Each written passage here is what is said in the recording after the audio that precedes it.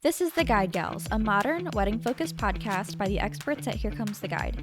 I'm Chelsea, a designer and inspired creative who's probably racked up over 10,000 hours on Pinterest, and the friend who's going to shoot it to you straight. And I'm Caroline, a social media manager who's obsessed with dogs as ring bearers and will inevitably cry over your wedding video.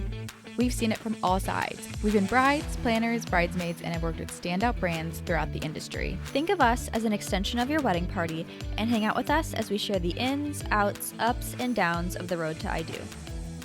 Hey everyone, welcome back to the Guide Gals podcast. Today we are doing all things beauty.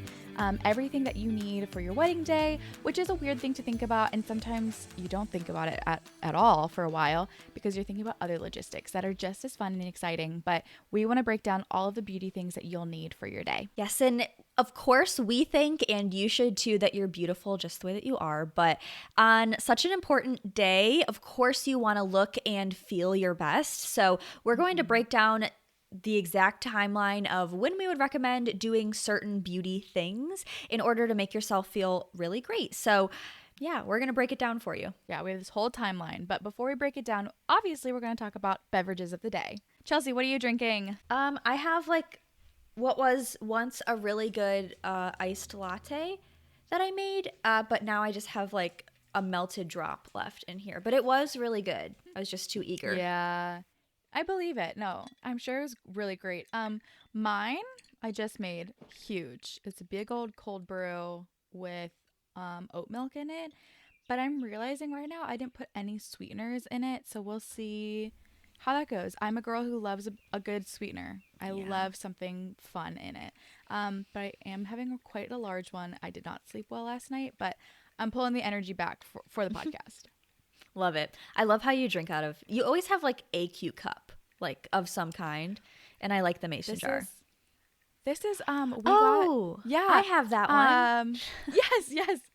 And I honestly, as I got it out of the cabinet today, I was like, I'm under consumption core. Is that what it's called? I know there's overconsumption, but I was like, we reuse these mason jars. So yeah, this is my iced one. Is it super practical? No, because I feel like it sweats. My hands are wet from this now. But it's cute, and it comes with the lid for a straw, so it really is perfect for that.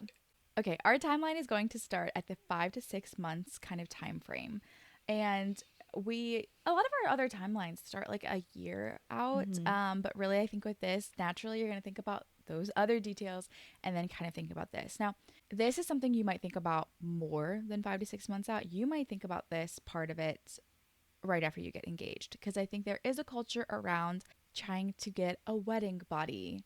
Every body is a wedding body. I want you to know that first and foremost. But there is kind of a culture around losing weight or toning up for your wedding. Now, we don't think that's a bad thing if that's what you want and that's what you're striving for, but I do think sometimes there is this mentality of I'm going to be this specific weight. I'm going to order my dress in this specific size, and I'm going to get there no matter what.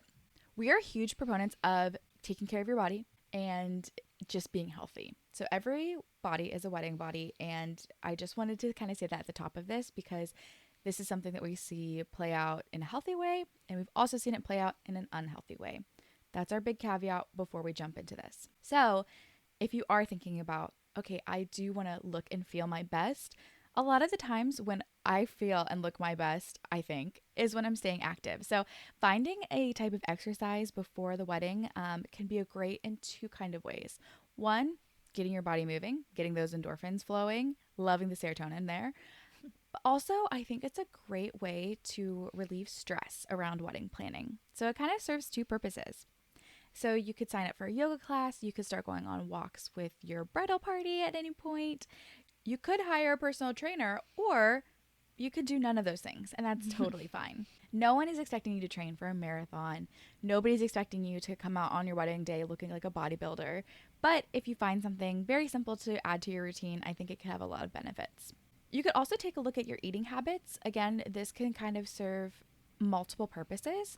A lot of times what you put in your body to fuel your body ends up being a clear output, meaning if you are eating healthy, getting all your fruits and veggies in, a lot of times your skin looks better. You have less brain fog. There are a lot of different things that are not associated with your weight or the scale, that can also be huge benefits. So if you want to start incorporating some of those things in well before the wedding, to give your skin that glowy look, to make sure that your brain is functioning well, whatever else it is, this is a great time to start thinking about it. Obviously, you should not deprive yourself of wine and chocolate, things like that, because those are also super important to the wedding planning process. I also do think this is a great time to incorporate meditation.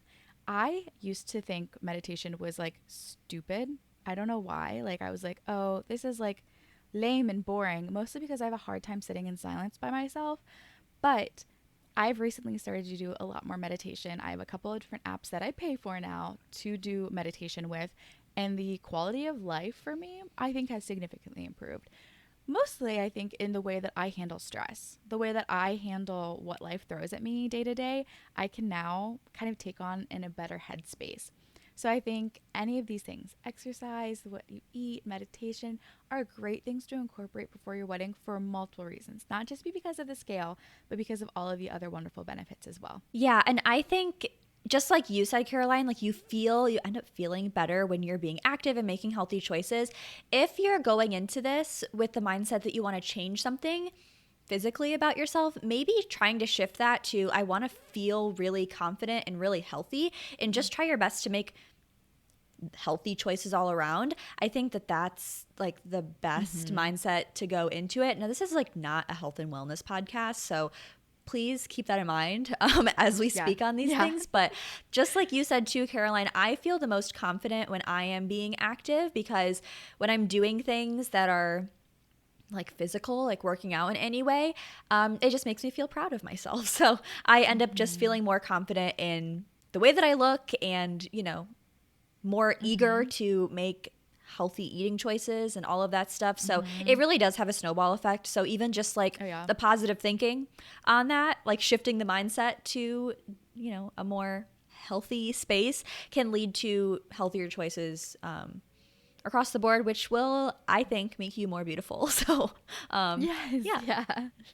Okay, now we are going to find ourselves at 3 to 4 months out from your wedding, and now is the time to start kind of thinking about your look a little bit more. So less about your overall look and maybe about what style choices you're going to be making on that day, and it's time to start experimenting. So it's never a good idea. Now, we're at 3 to 4 months away from your wedding, so you have plenty of time. This is the time where if you are like, maybe I want to experiment with some highlights in my hair or an entirely different hair color, like beware, okay? Like a drastic change on your wedding day, like you might be looking back on photos like, oh my gosh, that doesn't even look like me. But if this is something that you've wanted to try for this or whatever, now is the time to do it. So make a consultation with hairstylists. If you want to try a new cut, a new color, something along those lines, make a consultation with them.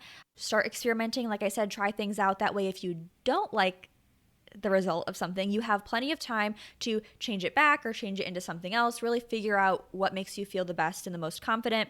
And make sure as you're like booking consultations with people, this goes for all of your vendors. We've said this a lot. You want to like them. If you're going to have someone do your bridal hair and makeup on your wedding day, or I know some people even do it for other wedding occasions like their shower or their rehearsal dinner, all of that stuff. So if you're hiring someone for those things, you want to make sure that you like them and that they understand what you're going for. I mean, at the very, very least, you're going to want to have trial appointments for these things to make sure that you like the person and that you're going to be getting the result that you want. So yes, you want to make sure that you like them. Yeah. They're going to be a part of your day. They're going to be one of like the first people that you kind of hang out with, spend time with on your day. Yeah. So that's very important. And little things too, even like, okay, like if you want to have a tan on your wedding day and you're like thinking you're going to do a spray tan, try this out before. Find a place that you really like and make sure that you like the way it looks on you. That's very important. Even like nails, like I know that like these are all little details, but if you're listening to this podcast, you probably really care about all the little details that come along with planning. So try out different nail styles. If you're going to be trying something new on your wedding day, go find a nail tech that you like and figure out what you want. So you start experimenting with these things, and then you have probably a lot of fun doing it too. Like that sounds like pretty exciting, getting to try out these new things leading up to your wedding day. 3 to 4 months out, you're looking great with all of your new little beauty treatments that you're trying. But yeah, you still have plenty of time to not feel like it's like a make or break situation. Figure out what you like. Figure out who you like. Yeah. Yeah, actually, I've seen this TikToker. I think it's Kelsey Coatser. I don't actually know how to say her last name. She has this like short hair bob that I've been loving. Not for me. I have too round of a face for it. Not for me, but I love it on her. There's also Caroline Bankston. They both have these iconic bobs for me. But Kelsey's getting married and has been like sharing this journey of trying all of these different hairstyles with her short hair, and kind of coming to the conclusion of, I actually just like my bob the way I style it, and that's probably what she'll end up doing for her wedding. I think she decided on like maybe pulling like some of the pieces back, but I loved that because she was like, everything that I thought I'd like, I didn't. I'm so glad I tried it because I want something that feels like me. Yeah. And I think that was one thing that Chelsea said that is like so true. Like, you don't want to look back and be like, ooh, who is that? I know there are a lot of people who love changing their hair color all the time. So maybe that's not like a weird thing for you to do. But I do love seeing where it's like, no, this is true to you, your personality, your style. But yeah, if you do want to try something, good to do it now, because it's better to figure out now that you don't like it than like the day of your wedding. Right. And also a wedding day, it can feel like there's like this pressure to do something drastic or like do something like really dramatic. Like, I don't know, like, oh, I have to try something new with my hair. I have to do this or that. You might feel the most confident, just like, I forgot the name of the creator that you mentioned, Kelsey. but Kelsey. Yeah. Okay. Yeah. It sounds like she feels the most confident in like the way that her hair is probably like on a daily basis. So like she probably feels like the most like herself, which probably makes her feel confident. Like, I don't know. I know that I've tried like different things, or like even like a spray tan that's like really fresh and like maybe a little too dark. Like, I feel like a clown, you know? And like, so like it makes me lack confidence. Like, something that should have brought on more confidence, like in theory, like really just kind of made me feel self-conscious. So yeah, experiment with these things, but then also remember that you can experiment as much as you want, but if something takes away confidence or it makes you feel like a clown, you don't have to do that for your wedding day or any day ever. Okay, we're at the 1 to 2 months to go kind of time frame, and you're getting closer, of course. We've already gone through a lot of things, and I'm sure you might want to be making a checklist out of this. So go to Here Comes the Guide to see this full list that we are referencing here as well. And we also have them in our show notes if you want to go see those. But 1 to 2 months to go. You're going to finalize your wedding day hair and makeup. You're also going to do a lot of those final fittings for your dress, for your veil, for any other attire that you have going on. And I just want to remind you that these are good times to speak up for yourself. So if you don't like the way something's looking on you, whether that's your makeup, your hair, your dress, your veil, whatever it is, really finalizing those details now, figuring out exactly what you like and advocating for yourself in that. I know that can be hard sometimes because all of these vendors have so much experience and know exactly what they're doing, but they may do something a little bit different from how you want it to be done. So just a reminder to advocate for yourself in all of these beauty things. Also, if you've decided to DIY anything, or if anyone in your wedding party has decided to DIY anything, it's a really great idea to go to Sephora, go to Ulta, wherever else, grab those beauty supplies and start practicing. I think a lot of times I've seen bridesmaids practice a lot when they are bridesmaids, and then get to the point of their wedding where they're like, we've done this enough times, like I want to do my own wedding makeup. To each their own, however you want to do that. But it's a really good idea, again, to practice, because you might think your everyday makeup is going to be great for the wedding, but then a lot of ways you have to do things a little bit differently. Or you need slightly different products that look good when there's flash photography, products that will hold up if there is a rainy wedding day. So just making sure you have all the things necessary in your back pocket. Oh, and especially if you want to use fake eyelashes, you have to practice those. That was Yeah. something that was so funny to see. I've been a part of many wedding parties where I've had to slap lashes on people, which doesn't bother me. I love doing it. In fact, it's so much easier to do it on someone else. But I had to do it to the bride once because she was doing her own makeup but couldn't get her own eyelashes on. And that was really nerve wracking for me. I don't know what it was, but I was like, oh, I hope these don't fall off. That was so scary. They were fine. That eyelashes thing too, like if you have never worn fake eyelashes before and you want to wear them on your wedding day, that's awesome. Put them on before, or like if you're going to do eyelash extensions, like go get them done maybe like I don't know, where are we at? 1 to 2 months. Yeah, like maybe more like at that 3 month mark, like backtracking a little bit. Like go get a full set of them or whatever and like figure out the thickness that you like. Or like if you're not getting them professionally done, you're going to just put some on. Like go to the store and get a few different types, figure out what ones Yes. you like the look of, but also like it does feel different on if you've never worn them before. It's going to be something that you want to get used to. You know, if it irritates your eyes, I don't know. You need to figure it out Yeah. Yes. before the And day. you want to make sure someone, either you or somebody else, can glue them on well because they're going to be going through so much throughout that day. So, especially if you have an outdoor wedding ceremony, the wind might be tugging on them. Or if there's rain, you may need to reapply some glue. Also, eyelash glue is so great to have on hand. It's just like a complete side note. Great to have on hand. One time we fixed one of my best friend's veil with eyelash glue because it tore right before she walked down the aisle, and it was fine for the rest of the day. It was awesome. So, you need to test them out. There are lots of different types out there. I'm sure we could go on a longer tangent about this, but I'll stop us there. And the last thing I really want to mention in the 1 to 2 months time frame is to think about teeth whitening. You're going to be smiling a lot. I hope you are smiling a lot on your wedding day. And you're also going to get lots of pictures on your wedding day. So if you want to feel very confident in your smile, I think that's a great option to take. I've always felt not very confident in my smile. So I was doing teeth whitening. You do have to be careful about it if you have sensitive teeth. You figure out what's best for you in that process. If you want to get it professionally done, use whitening strips, whatever else is going on. But I think that's another thing to think about. Okay, now we're in kind of the home stretch at 1 to 3 weeks before the wedding. So now is the time that you should probably have like your main beauty plan for your day, like for the most part, figured out. I hope that if you're doing things yourself, you've tried it already. Like we said, if you're hiring someone to help you, that's all squared away and you've had like trials and all of that stuff. So keep that in mind. So now is the time where you're like, you kind of know what's happening, but you're just going to keep chugging away at your beauty plan. So, as far as your hair goes, if you're needing a trim at all, now is a great time to do it. We'd recommend like going in and just like getting something freshened up. If you are trying an entirely new hairstyle, remember you figured that out like a couple months ago. So that's all good.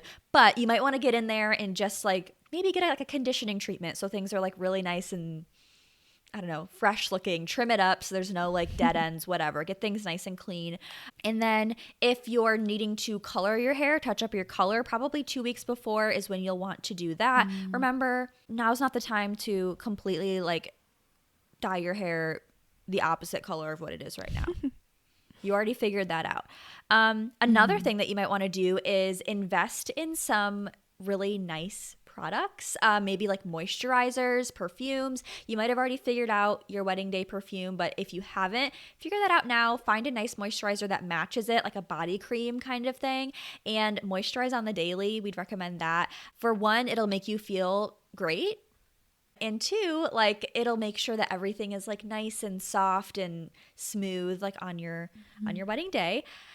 And then I love getting facials. Now is a great time to get a facial. If you're not used to this, maybe don't try anything crazy. Like don't get it like no matter if you're used to it or not, don't get a chemical peel. You might have an adverse reaction. Like don't do anything crazy, but a nice like soothing facial is so great. Go in there, tell them you're like, I'm just wanting a nice relaxing, like freshen things up, brighten my skin kind of thing. It does feel, it's like similar to a massage. So it's really, really nice. A nice way to get yourself like nice and calm leading up to your wedding day.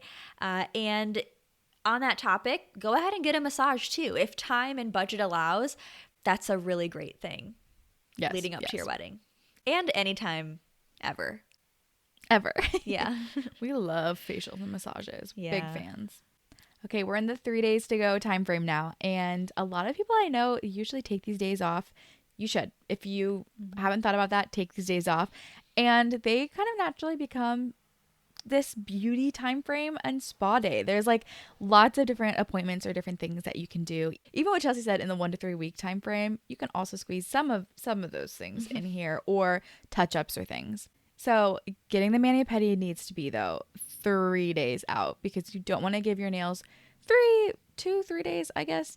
You don't want to give your nails too much time to break, chip, whatever else. You want them to look really fresh. You'll also want to put today the emergency kit. So we've talked about something like this before. There's a lot of things that you can put together in an emergency kit for lots of different reasons. But for a beauty kit specifically, we've talked about things like eyelash glue, maybe grabbing a nail polish that is similar color to what you have in case something does chip, extra bobby pins, extra makeup like setting spray, mascara, eyelashes, whatever else that may be. Having extras on hand is really great. And any of those extra things that you can just throw together that are just in case this happens is great to have an emergency kit. Also, if you do decide to go for the spray tan route, this is around the time you'll want to do it. You do not want to do it the day before your wedding. You really want to give it a couple of days to fade into a very natural glow, but you'll also want to moisturize even more after you get a spray tan to really keep that even tan glow. So just be aware of that if you decide to go that route. This is also a great time to do a deep conditioning treatment to your hair. Taking those extra long everything showers in these couple of days leading up to it is great. And it also might be a good time, especially to think about what you're fueling your body with. If you are eating something that might make you break out, or maybe cutting out some extra alcohol, just things that might irritate your system and might leave you not feeling your best. So I think it's a good time to think about some of those things as well, even down to like, don't eat late night meals because that might affect your sleep. And if it's affecting your sleep, that could affect other things. So just wanted to make that note about that too. Okay, and then you have made it to the actual wedding day, so woohoo. And if you're listening to this podcast, once again, you're a planner, so you probably have everything figured out. And by this time, you will have prepped enough beauty wise and otherwise, and you will feel great at this point. So one thing to think about the morning of, I would try to eat a healthy breakfast or eat something for sure right away, but don't do anything crazy that you're not used to. So maybe don't opt for like, I don't know, like a really sugary like French toast or something like that if you're not used to eating something that like indulgent early in the morning. A lot of people love to do mimosas right away. That's so fun, but think about if that's the best idea for like your stomach. I know for me, like champagne does not make me feel good. So although like that sounds like really exciting and fun, you know, maybe like think through those things, because if on a normal day champagne doesn't make you feel good, it's really not going to make you feel great on your wedding day either. So just things to think about. You do you though. You're going to want to allow plenty of time, of course, for the getting ready process. So don't procrastinate on this. Make sure that you, like I said, allow yourself plenty of time so that you have, you know, like the freedom to feel like you can live in the moment and really enjoy every moment, where you don't have to feel like you're rushing around. I know the worst feeling in life for me is feeling like I'm running late.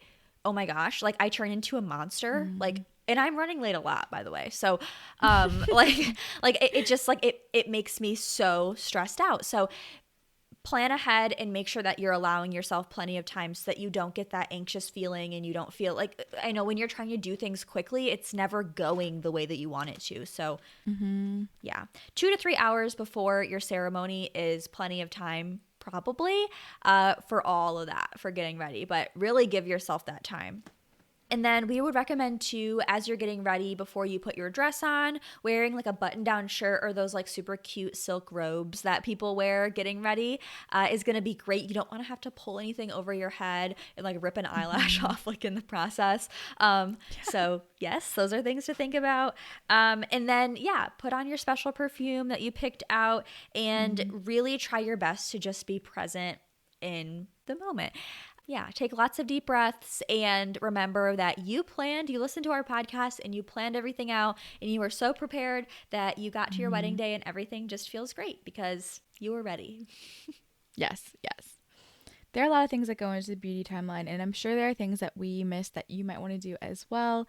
Let us know if there is something that you're like, wait, please add this to your list. We will. But again, the most important thing is every body is a wedding body. No matter what you do, you are going to look perfect and amazing and beautiful for your wedding day. There are a lot of these things that you can leave off of your list and be totally fine. And again, there might be things you add that add a little extra flair. So be it. We really do think, though, that looking and feeling your best for your wedding day is super important so that you can feel confident and really look back on that day and feel like so good about how you showed up for your wedding day. Yeah, returning to the theme from the beginning of the episode, whatever you do that makes you feel the healthiest, I think, and the most confident, and those two, like, a lot of times go hand in hand, is the best thing to do. So, yeah. All right. Well, this was super fun. Caroline and I love talking about beauty things just to each other. Of course, we're just girls. So we really like talking about that stuff. So, and we love planning. So this was a great combination for us. But yeah, if you have anything else that you think should be added to our beauty timeline, please let us know if we're forgetting anything. Or if you have any questions about anything wedding planning related, please let us know. We'd love to hear from you. You can reach out to us on our website, theguidegalspodcast.com. And on there, you can find our full episode library as well as a bunch of free planning resources. You can also find us on Instagram at The Guide Gals Podcast, on TikTok at The Guide Gals Pod, and we are on YouTube on the Here Comes the Guide YouTube channel. All of our episodes have a video as well that goes along with them. So yeah, that's where you can find us. Yeah. And we hope you do find us there. But that's all for now. So until next time. Cheers. Cheers.